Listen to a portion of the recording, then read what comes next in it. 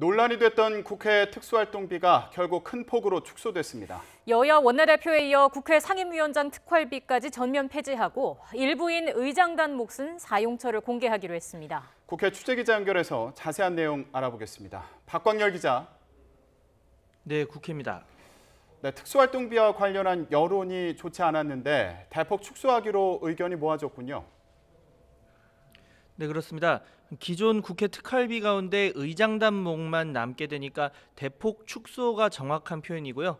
그 가운데서도 국회 상임위원장 몫 특활비는 전면 폐지하기로 했습니다.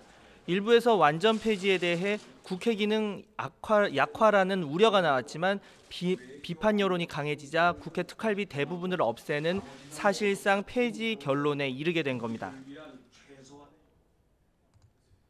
관행적으로 집행되던 교섭단체 및 상임위원회 운영지원비, 국외 활동 장도비, 목적이 불분명한 식사비 등 특수활동비 본연의 목적 및 국민의 정서와 맞지 않는 모든 집행을 즉각 폐지한다.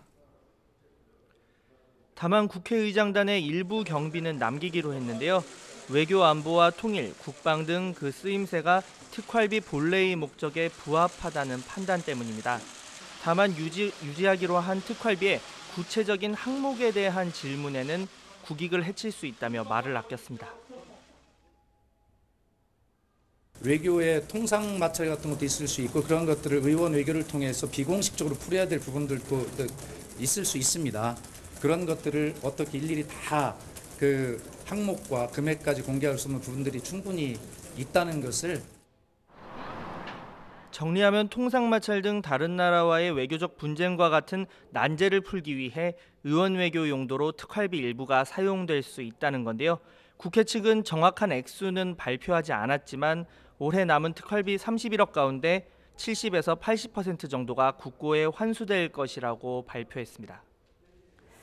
네, 그럼 이제 국회 특활비 문제는 완전히 해결이 된 건가요? 네, 오늘 발표에서 유 사무총장은 2019년도 예산에 대해서도 간략히 언급했는데요. 올해에 준해 대폭 감축 편성한다.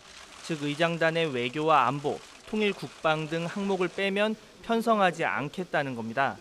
다만 실제 예산 부담이 그만큼 줄어들지는 더 지켜봐야 할 부분입니다. 앞서 민주당과 한국당이 원내대표단 특활비 폐지에 합의하면서 업무에 꼭 필요한 금액은 업무 추진비 형식으로 예산에 반영하겠다고 밝혔기 때문인데요. 이와 관련한 비판이 이어지자 국회는 기존 특활비 집행에 관한 모든 정보 공개 청구를 수용하기로 했습니다. 특활비 일부를 업무 추진비로 전환하려면 먼저 기존 사용 내역부터 공개하라는 지적에 대한 대응인데요. 다만 공개 범위와 또 방식에 대해서는 법원의 판단을 받아보겠다고 덧붙였습니다.